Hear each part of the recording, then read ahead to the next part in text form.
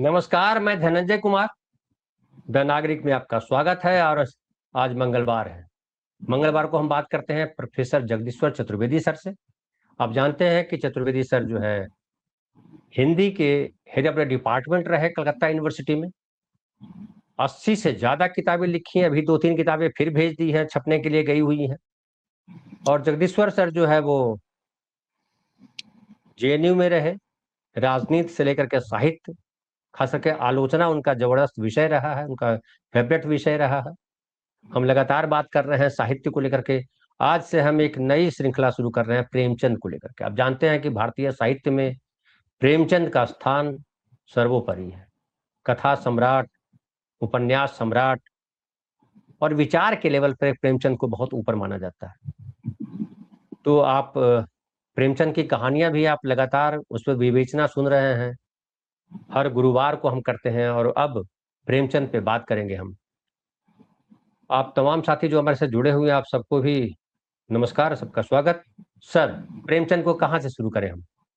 मैं चाहता हूं कि लोगों के बीच में प्रेमचंद की जो साहित्य संबंधी समझ है उसके बारे में बात की जाए। वह यह है कि प्रेमचंद के कहानी, उपन्यास, इन पर खूब लिखा गया है, खूब बोला गया है, अभी भी बोलते ही उसी पर। लेकिन मुझे जो लगता है जिस पर के कायदे से बात करनी चाहिए वो है प्रेमचंद और प्रेमचंद का जो साहित्य संबंधी दृष्टिकोण है वो। और जब प्रेमचंद के साहित्य संबंधी दृष्टिकोण की बात मैं कह रहा हूं तो मेरी नजर में पहली समस्या ये आती है कि हिंदुस्तान के सभी विश्वविद्यालयों में साहित्य का इतिहास पढ़ाया जाता है, हिंदी साहित्य का इतिहास।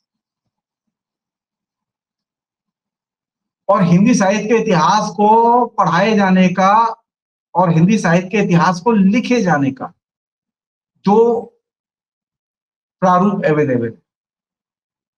एक आचार्य रामचंद्र शुक्ल ने लिखा हिंदी साहित्य का इतिहास और दूसरा आचार्य हजारी प्रसाद द्विवेदी ने लिखा जो हिंदी साहित्य की भूमिका। शुक्ल जी ने जो हिंदी साहित्य का इतिहास लिखा उसमें उन्होंने तुलसी से प्रेरणा लेते हुए कल्पना को आधार बनाया साहित्य के इतिहास का।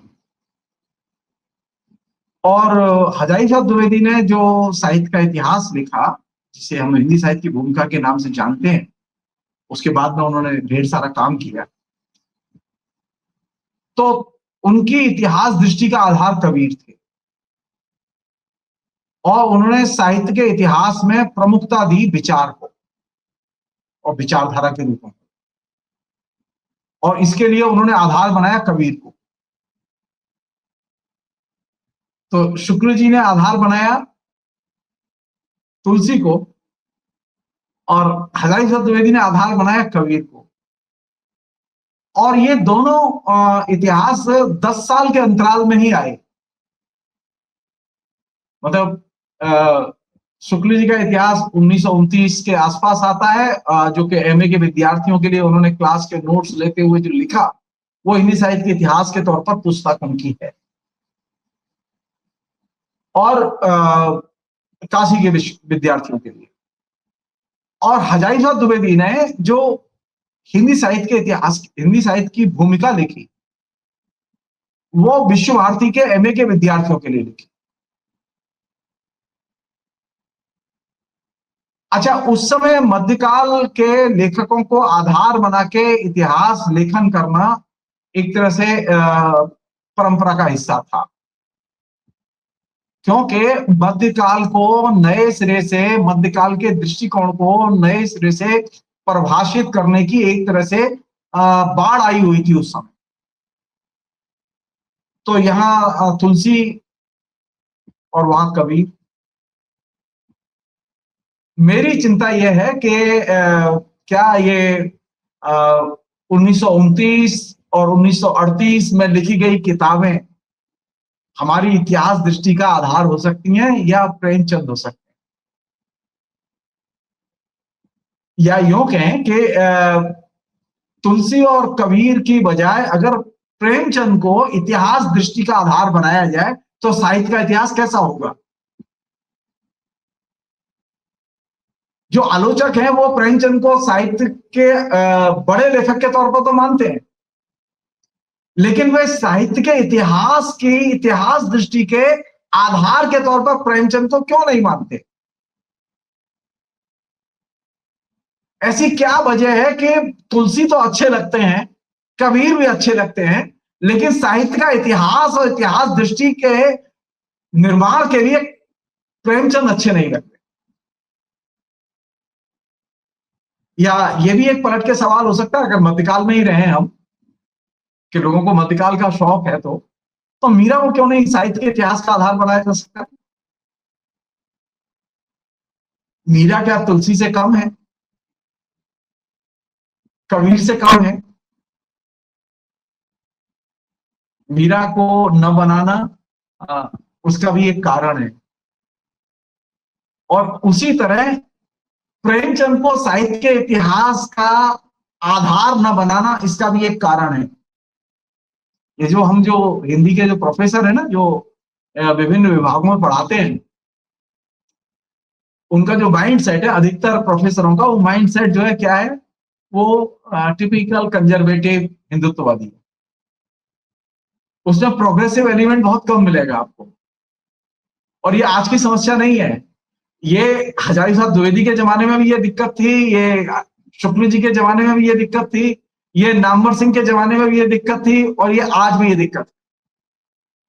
आप देखिए, आज देखिए कि आप बीएचयू किसका गढ़ है? बीएचयू जो है वो हिंदी डिपार्टमेंट गढ़ है आरएसएस का। विश्व भारती हिंदी विभाग किसका गढ़ है?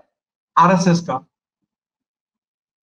कमाल है, दो बड़े इतिहासकार और उनके इतिहास ग्रंथ लिखे गए, और वहां पर सेकुलर इतिहास दृष्टि का कोई असर नहीं, सूर और तुलसी और कबीर की चेतना का कोई असर नहीं। ये चिंता की बात है। ये मैं क्यों कह रहा हूं कि अगर हम साहित्य के इतिहास का आज निर्माण करें, तो हमें प्रेमचंद को अपनी इतिहास दृष्टि का आधार बनाना चाहिए। क्यों बनाना चाहिए? उसके दो बड़े कारण हैं। उसका पहला बड़ा कारण यह है कि एक तो यह कि आधुनिक वर्गों के अध्ययन में इससे मदद मिलेगी। तुलसी के जरिए आधुनिक वर्गों का अध्ययन नहीं हो सकता, क्योंकि हम लोग एक क्लास सोसाइटी में रहते रहे हैं, आज भी एक क्लास सोसाइटी में रहते हैं, और जब वर्गीय समाज में हम लोग रहते हैं तो हमें वर्गों के अध्ययन की बहुत गंभीरता से जरूरत होती है। तो हमारे यहाँ जो हिंदी के जो प्रोफेसर हैं, हिंदी के जो अच्छे आलोचक हैं, वे ज्यादातर वर्गों की भूमिका के बारे में बात नहीं करते, और ये एक बड़ी दिक्कत है, ये बड़ी दिक्कत है। उसी तरह आधुनिक काल की जो वर्गीय संरचनाएं हैं, उनका अध्ययन बहुत महत्वपूर्ण है। उसी तरह आधुनिक काल की एक बड़ी दिक्कत है, वो है जाति व्यवस्था और उसका अध्ययन। प्रेमचंद ऐसा लेखक है जो कि अपने चित्रण के जरिए आधुनिक वर्गों को ही नहीं, जाति व्यवस्था के तमाम उन रूपों को, उन अंतर विरोधों को सामने वो लाते हैं जो कि हमारे समाज में उपलब्ध हैं। आपको तुलसी के या जाति प्रथा के अंतर विरोध दिखाई नहीं देंगे, कबीर के यहाँ जाति प्रथा के अंतर विरोध दिखाई नहीं देंगे, लेकिन प्रेमचंद क्या दिखाई देंगे?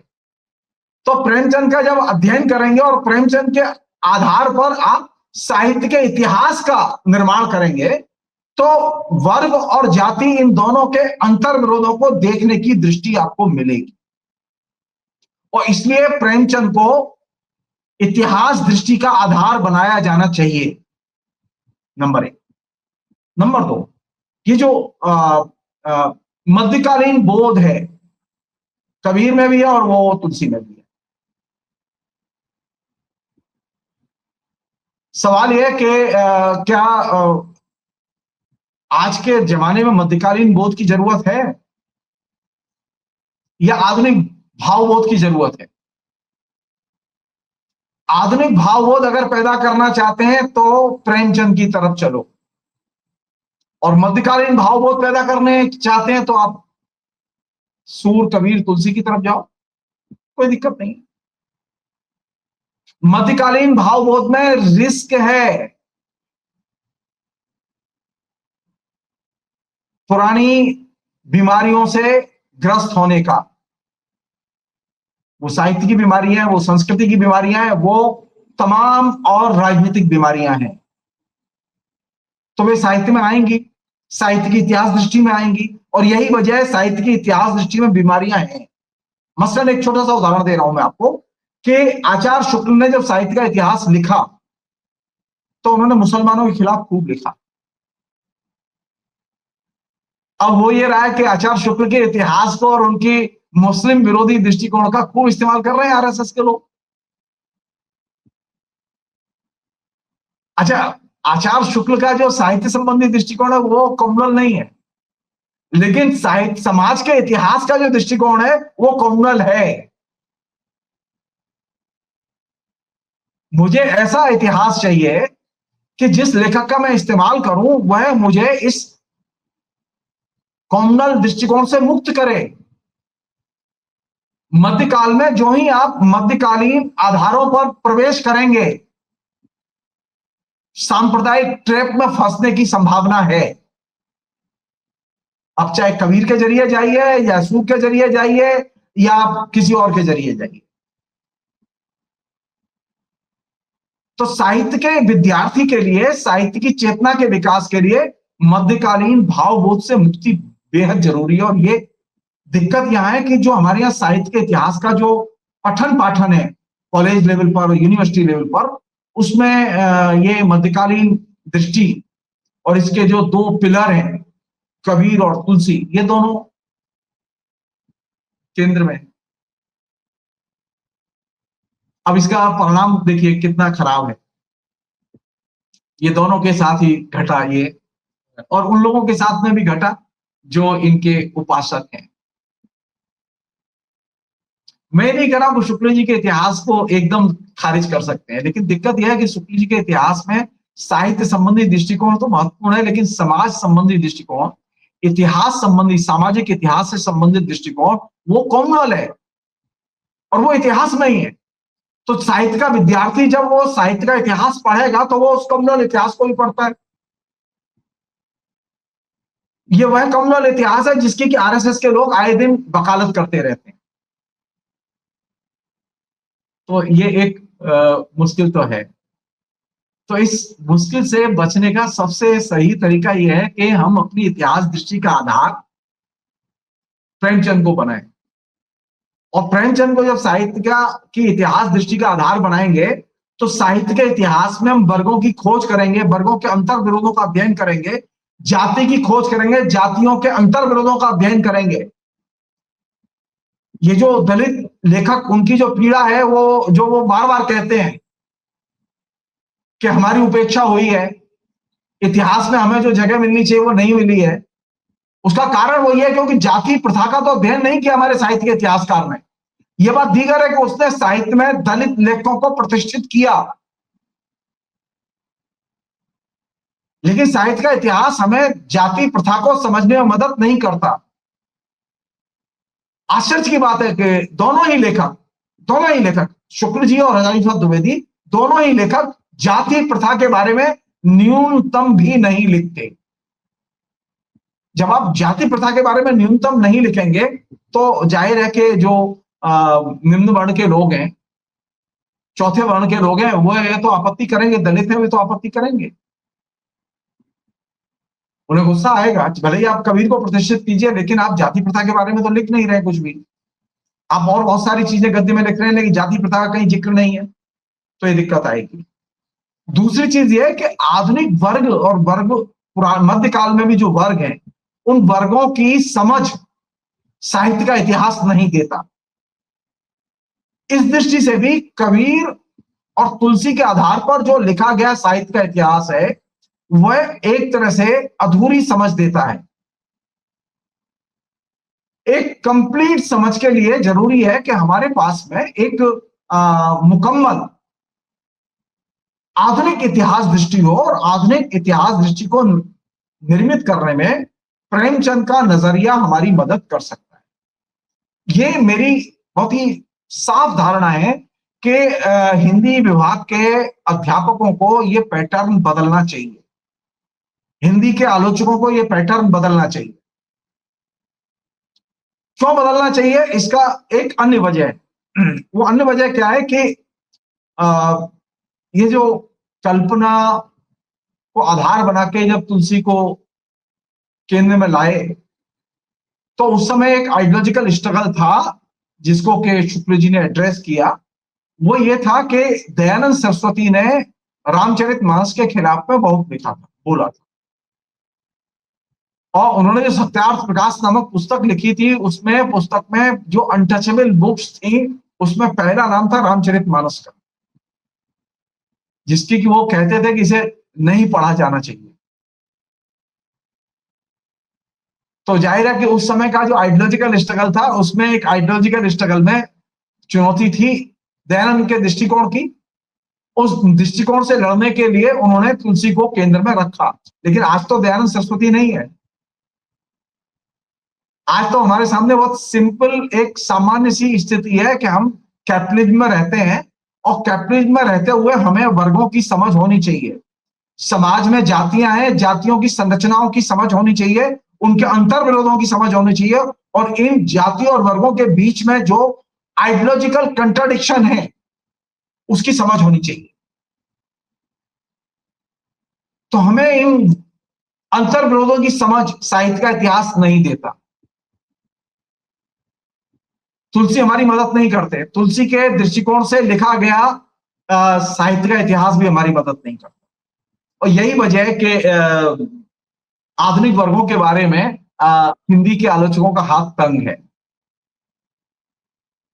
वो तुलसी पे बोल देंगे, कबीर पर भी बोल देंगे, प्रेमचंद पर भी बोल देंगे, वो निराला पर भी बोल देंगे, लेकिन जो ही आप कहेंगे जरा मजदूर वर्ग के बारे में बताइए, जरा किसान वर्ग के बारे में बताइए, तो उनके हाथ पर फूलने लगते हैं। गोदान, गोदान की बात खत्म।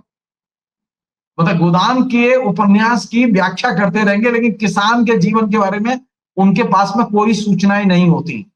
वे नहीं जानते कि किसान की अर्थव्यवस्था कैसे चलती है। क्यों? क्योंकि उन्होंने अर्थशास्त्र का अध्ययन नहीं किया। प्रेमचंद की दृष्टि में किसान बहुत महत्वपूर्ण है, लेकिन किसान की इकोनॉमी भी उतनी ही महत्वपूर्ण है। किसान के जो कंट्राडिक्शन है वे भी महत्वपूर्ण है।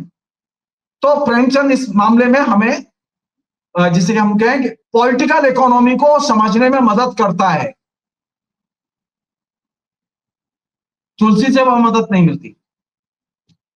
मार्क्स से एक बार पूछा था कि इतना जो आपने कैपिटल लिखा है अभी, जो दास कैपिटल जब पब्लिश हुआ फर्स्ट वॉल्यूम, तो पूछा कि आपने इतनी महत्वपूर्ण किताब लिखी है, आप ये बताइए तो इतना माल कहाँ से आया है, कहाँ से इतना पता किए, आप तो लाइब्रेरी में ही रहते हैं, ये करते हैं, बताइए।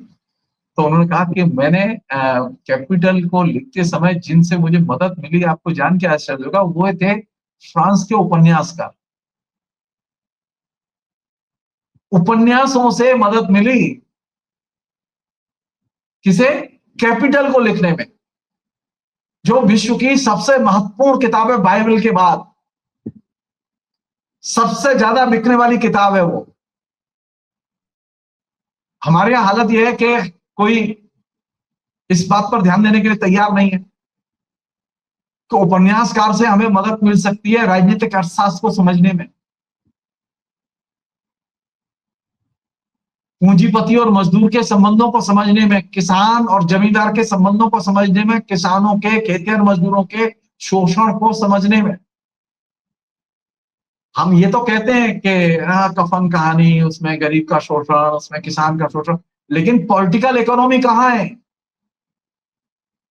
तो मध्यकाल का राजनीतिक अर्थशास्त्र, आधुनिक काल का राजनीतिक अर्थशास्त्र और उस अर्थशास्त्र के जरिए निर्मित साहित्य, प्रेमचंद के दृष्टिकोण की जो दूसरी महत्वपूर्ण विशेषता थी वो ये अर्थशास्त्र और साहित्य के संबंध को उन्होंने विकसित किया। और ये अर्थशास्त्र और साहित्य का संबंध इतना क्लैरिटी के साथ विकसित करना बहुत ही रेयर घटना है, हर एक के बस की नहीं। कुछ लोगों के लिए अर्थशास्त्र पकड़ में आ जाता है, साहित्य छूट जाता है उसमें।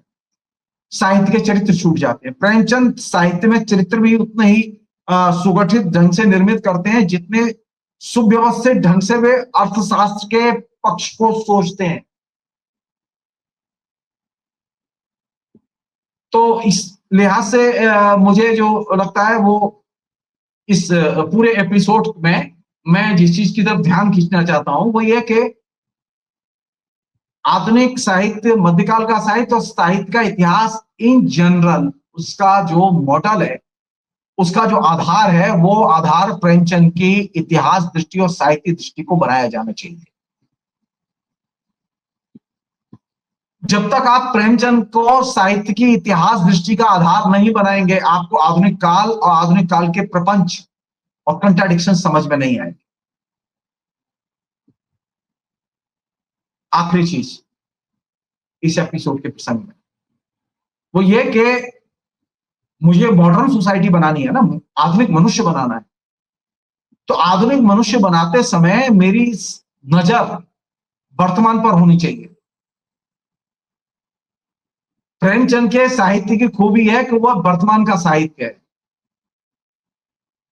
तुलसी और कबीर की मुश्किल यह है कि वो अतीत का साहित्य है, वो उनके युग का भी साहित्य नहीं है।